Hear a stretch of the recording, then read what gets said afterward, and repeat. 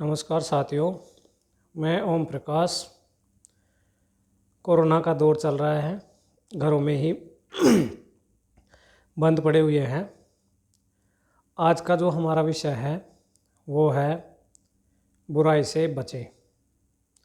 साथियों, कोरोना के कारण कहीं भी निकल नहीं पा रहे हैं, जिसके कारण कोई वीडियो भी नहीं बन रही है, बालों की कटिंग भी नहीं हो रही है। आप देख सकते हैं दाढ़ी बढ़ी हुई है, लेकिन फिर भी घर पर जमे हुए हैं। साथियों, हम लोगों को अनावश्यक बुराई से बचना चाहिए। कई बार हम देखते हैं कि हमको कुछ चीज़ों की जानकारी नहीं होती है, लेकिन फिर भी हम उसमें ज़िद करते हैं, बहस करते हैं, या जिस व्यक्ति के बारे में पूरी जानकारी नहीं है और फिर भी हम उसकी बुराई करते हैं और भी बहुत सारी अनर्गल बातें करते हैं। इसका क्या रिज़ल्ट निकलने वाला है, इसका क्या फल मिलने वाला है, ये हम एक कहानी के माध्यम से समझेंगे। साथियों, बहुत समय पहले की बात है। एक गांव में एक गरीब ब्राह्मण रहता था। उस समय पैसे नोट वाली जो सिस्टम है वो था नहीं, जो पैसे आज जैसे नोट देते हैं और काम के बदले नोट, ऐसा था नहीं। तो वो पंडित जी के घर में 4 सदस्य थे।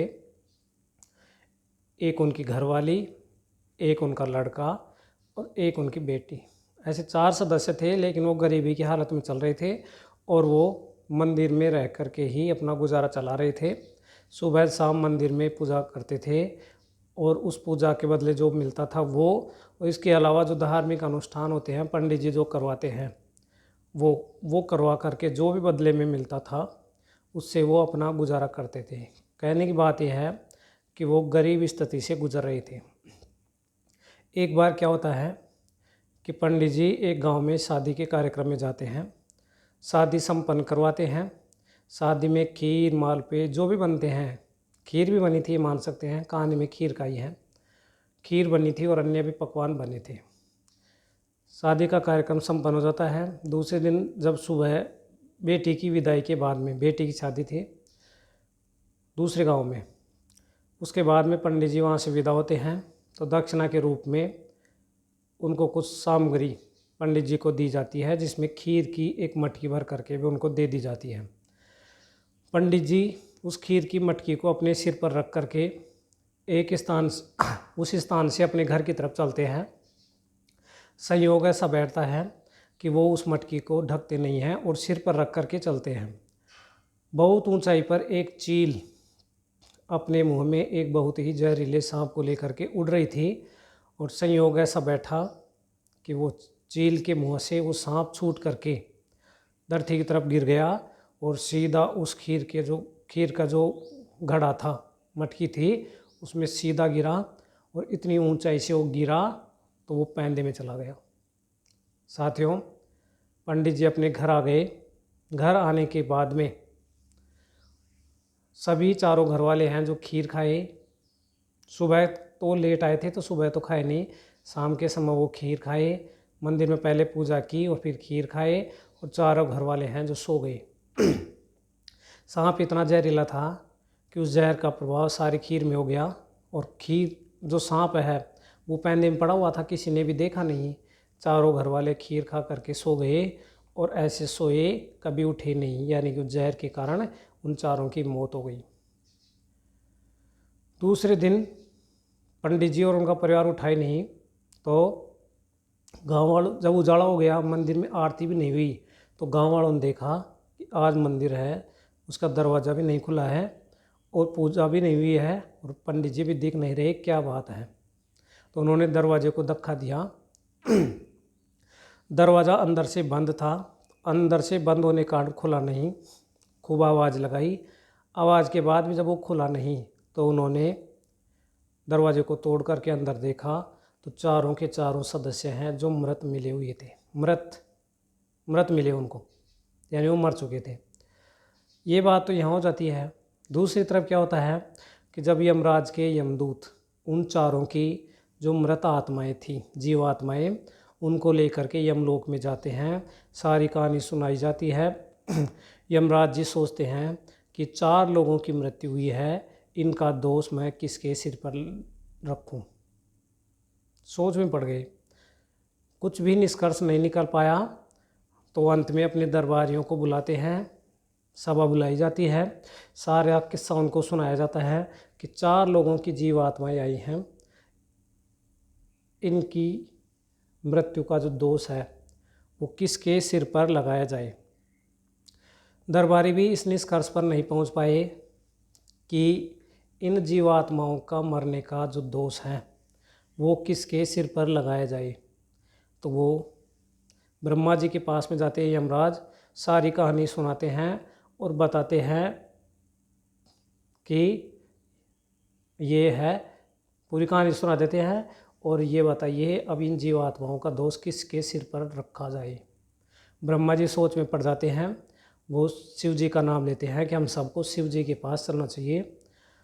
शिव जी हैं जो भी पूरी कहानी सुनने के बाद में आश्चर्य में पड़ जाते हैं और उसका कोई उत्तर भी नहीं दे पाते हैं कि ये जीवात्माओं का मरने का जो दोष है वो किस के सिर पर रखा जाए। तो उन्होंने कहा कि हमको भगवान विष्णु के पास में चलना चाहिए, वो ही हमारी समस्या का समाधान करेंगे। यमराज, ब्रह्मा, शिव जी मिल करके विष्णु जी के पास में जाते हैं, सारी कहानी बता देते हैं और बताते हैं कि हमने खूब दिमाग लगा लिया लेकिन हम इस निष्कर्ष पर नहीं पहुंच पाए हैं कि इन जीवात्माओं की मृत्यु का जो दोष है वो किसके सिर पर रखा जाए। तो विष्णु जी भी सोच में पड़ जाते हैं, खूब दिमाग लगाते हैं लेकिन निष्कर्ष पर वो नहीं पहुंच पाते हैं। तो उन्होंने सोचा कि मेरे को कुछ समय चाहिए, मैं बताऊंगा कि इन जीवात्माओं की दोष का जो सज़ा है, जीवात्माओं का जो दोष है वो किसके सिर पर रखा जाए।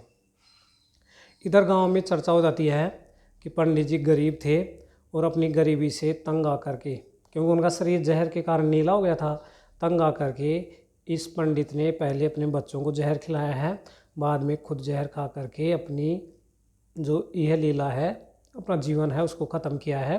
सारे गांव में चर्चा हो गई, पंडित जी को भला बुरा कहने लग गई। सोचने वाली बात यह है कि अब इसमें दोष किसका है। इसमें कोई भी दोषी नहीं है। अपने हिसाब से देखें, चील का काम है आकाश में उड़ना, जीवों को खाना, पंडित जी का भी काम है, उनको पता नहीं कि हम क्या खा रहे हैं। और जब जहर खा गए तो जहर के बाद में तो असर होना ही था। साथियों, सारे गांव में यही चर्चा हो गई, अनर्गल बातें होने लग गई। पंडित जी है जिससे कमा करके खाया नहीं जाता था, जहर खा करके मर गया। तो विष्णु जी उसी गांव में आते हैं एक ग्रामीण का वेश बना करके और गांव वालों से पूछते हैं, जो चतुर टाइप के व्यक्ति थे, जो अपने आप को ज़्यादा होशियार समझते हैं, उनसे पूछते हैं कि ये पंडित जी कहाँ मिलेंगे। तो लोग कहते हैं कि अच्छे व्यक्ति का नाम लिया, हमारा दिन खराब कर दिया, वो तो कमाने से तो आता था जोर और मर चुके हैं, उनके घर में अब कोई भी सदस्य नहीं बचा है। 2-4 गांव वालों ने यही कहा। तो विष्णु जी ने पूछा, जो ग्रामीण वेश में थे, ये बताओ आपने किसने देखा था क्या ऐसा करते हुए। तो उन्होंने मना कर दिया। वो वापस यमराज के पास में जाते हैं और कहते हैं कि ये जो लोग उस पंडित जी की बुराई कर रहे हैं, इनके सिर पर पंडित जी की मृत्यु का जो दोष है वो इनके सिर पर रख दिया जाए। इन लोगों को पता है नहीं पूरी कहानी का और ये वैसे ही दोष लगा रहे हैं।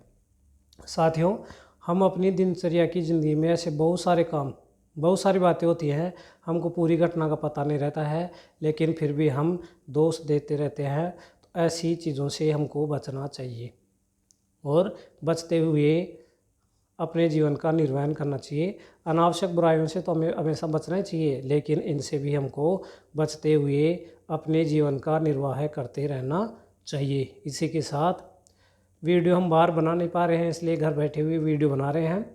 इनमें कुछ ना कुछ आपको सीखने को मिलेगा। इसी आशा के साथ जय हिंद, जय भारत, भारत माता की जय।